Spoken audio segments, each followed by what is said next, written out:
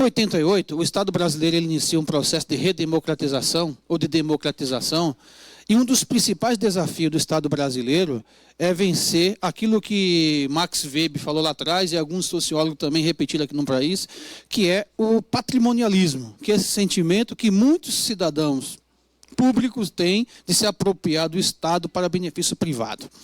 Sejam setores da sociedade que se apropriam do Estado, ou até corporações públicas que tentam monopolizar setores do Estado como se fosse um patrimônio privado e dele se servem, inclusive impedindo que o próprio Estado avance para manter seus privilégios. Ou seja, o Estado brasileiro, o grande desafio, um dos grandes desafios é vencer o patrimonialismo. E essas corrupções que a gente está assistindo diariamente é um dos aspectos, uma das consequências desse estado de patrimonialismo, se apropriar do bem que é público, porque a res, que é pública, né? A res, a coisa pública, ainda não se consolidou no país. Porque quando a república ela se consolida, né, como um valor para a sociedade, para os políticos, a gente consegue avançar exatamente nessa perspectiva que o Bueno colocou. Então nós precisamos vencer esse desafio.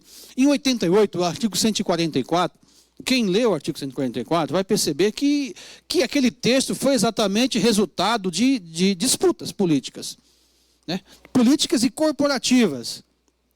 E as guardas civis municipais aparecem timidamente empurrada para o parágrafo 8º, exatamente por intenções políticas, porque decorre dali uma insegurança jurídica e política, inclusive de prerrogativas.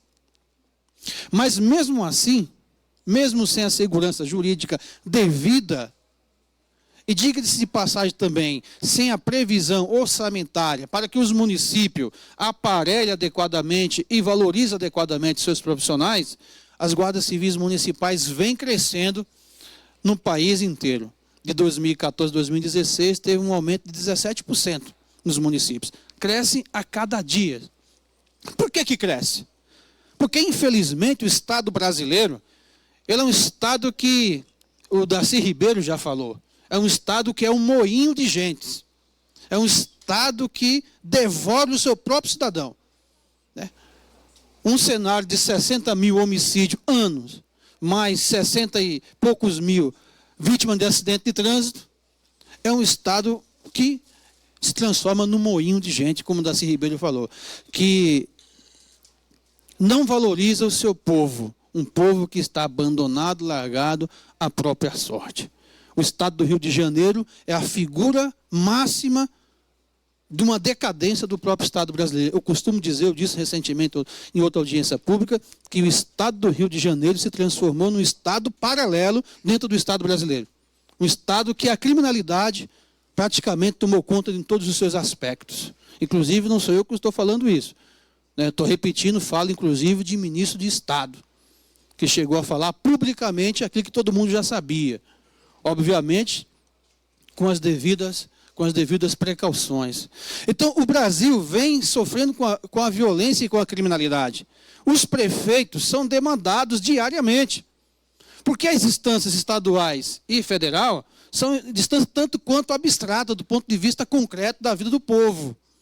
O povo não consegue chegar no governador ou na Assembleia Legislativa para reivindicar aquilo que precisa, mas o povo consegue chegar na Câmara Municipal, no vereador, consegue chegar no prefeito. E os municípios brasileiros estão abandonados pelos estados. Os estados estão quebrando, estão criando, inclusive, estado de calamidade pública, estado de emergências.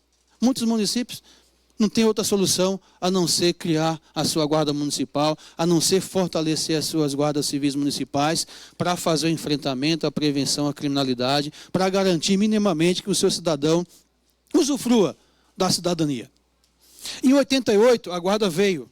Em 2009, nós passamos 4 dias aqui no Centro de Convenção, aqui de Brasília, discutindo na primeira Conferência Nacional de Segurança Pública. Eu acho que alguns dos senhores também participaram. E lá a sociedade discutiu coletivamente, gestores, atores da segurança pública, observadores internacionais. Eu tive o privilégio de participar os 4 dias. E lá foram tirados princípios e diretrizes para uma nova política de segurança pública nacional, os quais nunca foram aplicados. Nunca foram aplicados.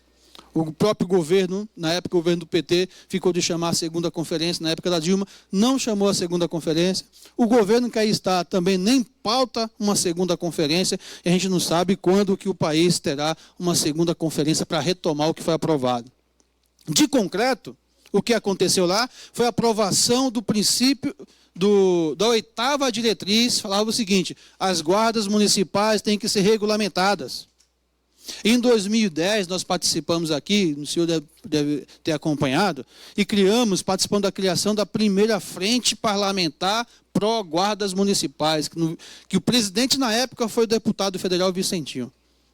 Hoje é o deputado Lincoln Portela, que é o presidente da frente parlamentar pró-guardas municipais.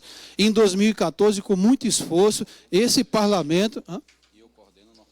E o deputado Nobre coordena a região nordeste da frente parlamentar. Muito bem representado. Em 2014, essa casa, esse Congresso Nacional aprovou o PL 1332, o PLC 39 no Senado, que virou a Lei 13.022, que eu falo sempre, que é a lei, Cabo Sabino, mais moderna que esse Estado brasileiro conseguiu aprovar no âmbito da segurança pública desde 88.